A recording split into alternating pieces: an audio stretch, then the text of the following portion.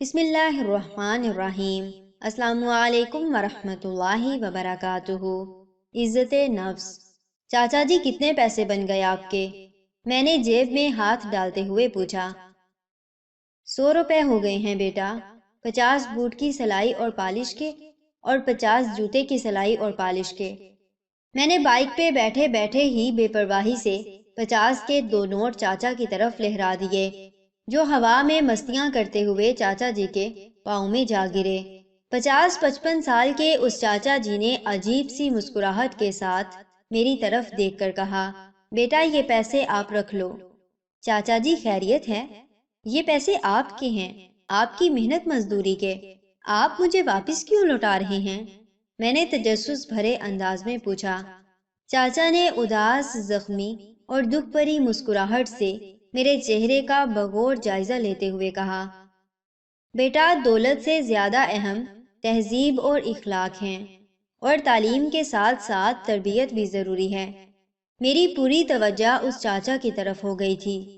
بیٹا عزت نفس اور باعزت روزی ہر ایک کی اولین ترجیح ہوتی ہے۔ میرا پیشہ اگرچہ حقیر ہے، لیکن میری کمائی حلال کی ہے۔ دولت کے بلبوتے پر آپ میری عزت نفس کو مجروح نہیں کر سکتے۔ چاچا کی بے ترتیبی گفتگو بھی حقائق سے بھرپور تھی۔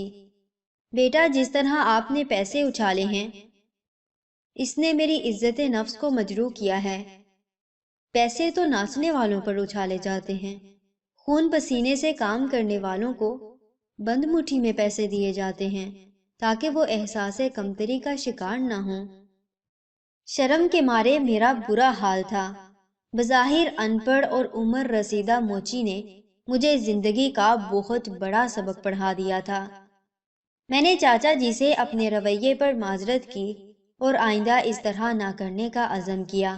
100 روپے میں جوتے پالش کرانے کے ساتھ ساتھ میں نے زندگی کا ایک بہترین سبق بھی سیکھ لیا تھا، اور ہمیں چاہیے کہ ہم بھی یہ سبق سیکھ لیں۔ اپنے رویوں سے کسی کو تکلیف نہ پہنچائیں، ذرا نہیں پورا سوچئے گا۔ جزاکم اللہ خیر و احسن الجزا فی الدنیا والآخرہ۔